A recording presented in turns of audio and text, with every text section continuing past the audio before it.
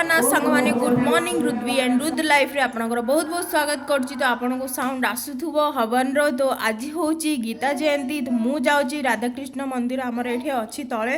तो सेठी हवन रे टिके बसिबु देखिबि हवन किमिति होची। बाबू देखि दबो कि नाही कोन करबे एटा तो आपण माने एई मिनी ब्लॉग ता देखिले जानि पारिबे। बाबू मो पाखरे एठी अछि छिंकुची देखु नांदी किमिति ताकू ठंडा हेनी बट सी कौन भी छिंकुची मु भी जानी पाऊनी। सो सी मुझे रिकॉर्डिंग कर सी तलू तलू ऊपर हो चाटा धरी भी मुझे से कर रिकॉर्डिंग चक्कर कहीं लगी ना जाए गरम अच्छी मत इमती एम हैरान कर। तो ये आसी जाइए हवन रे देखते माइक लगी तो माइक पाखे जाकि शुणुची कि किंदी माइक रे आवाज आसुची किए कहते ये देख हवन सामग्री रखाही। तो किमती से देखुची कौन आंटी करुँच। तो से हवन चलती दूर होता तो अलग प्लेट रे तांके हवन सामग्री जैसे स्वाहा कहते रखिदे पकई